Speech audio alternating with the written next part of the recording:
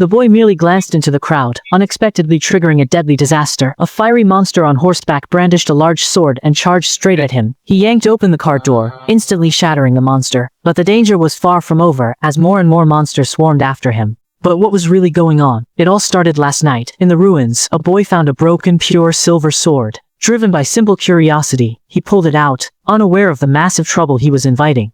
Having to stay up late, the sword in his desk began to glow. At the same moment, a noise came from outside. The boy tiptoed to the window, pulled back the curtain, and saw a Death Knight emerge, glaring at him. Seeing this, Huzi immediately felt something was wrong. The knight charged into the house. Huzi wanted to run, but it was too late. He hid in his room, but the door was kicked open by the knight. In desperation, Huzi yanked open the closet, intending to grab his sword for a showdown, but with a single strike, his sword was sent flying. The knight then launched a furious assault.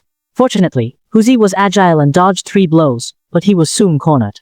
The knight swung his greatsword, and just as he was about to die, the undead knight turned to dust before his eyes. Tiger Boy was stunned. He came to and saw a strange man lying on the ground. Apparently, this man saved his life. The man told Huzi to meet him at the fried chicken shop tomorrow, then transformed into a crow and flew away. Disturbed, Huzi couldn't sleep. He sought out his classmate Dazhuang, who discovered Latin inscriptions after examining the sword hilt. Following a clue in a book, they realized it was the legendary Sword of the Dead. At dawn, the two arrived at the fried chicken shop with the sword. The man told them the king's sword was meant to seal the witch Morgana, and that now it was drawn, Morgana was freed.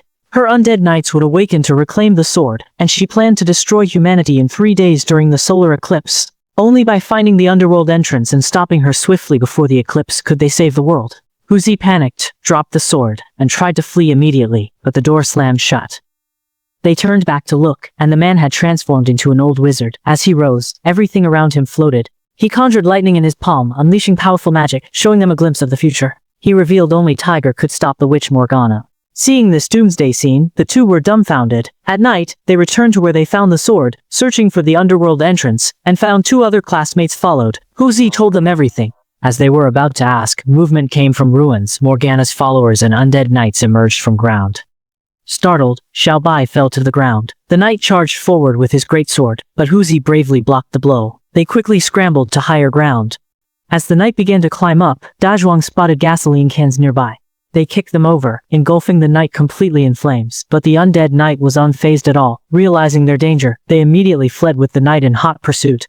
The streets were completely deserted. When the Death Knight appears, the world stills absolutely, and the unaware vanish quite suddenly. As the night closed in rapidly, Huzi yanked open the car door. The knight simply couldn't evade it and shattered instantly.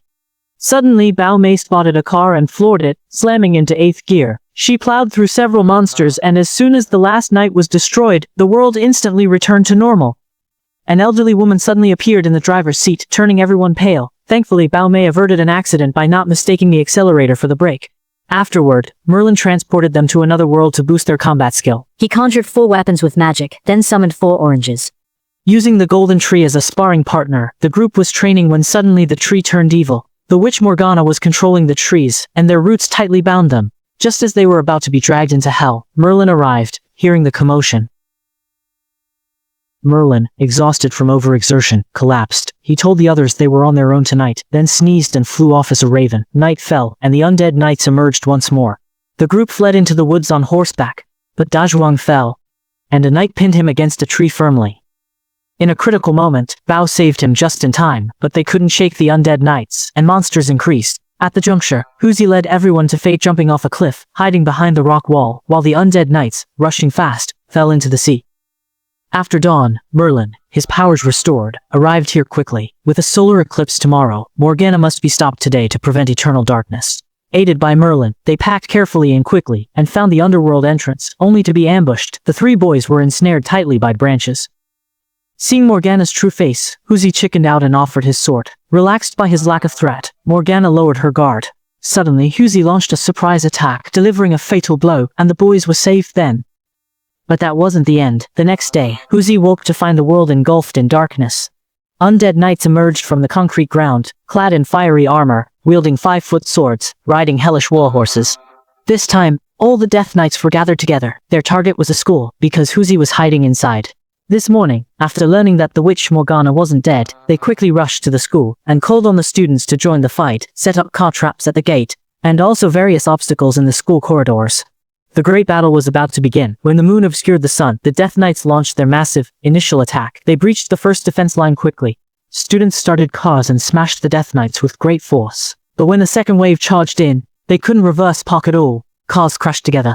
Clearly, they failed their parking test completely. Breaking through the first line, the knights stormed into the corridor. With Da Zhuang's loud shout, everyone pulled the iron chains up. The undead knight didn't react in time and was tripped. The cavalry suffered heavy losses from the elaborate traps. After the traps were exhausted, fierce close combat ensued, but overwhelmed by the sheer number of opponents, the students quickly lost ground and retreated to the rooftop. Soon, knights had completely surrounded the school. Then, the witch Morgana appeared, intending to personally eliminate the children. Seeing this, Huzi raised his sword to attract her attention, while Da Zhuang and others launched a sneak attack. They worked together to securely bind her with ropes. When the moment was right, Merlin began inhaling air, unleashing powerful magic, summoning a massive storm vortex that engulfed Morgana.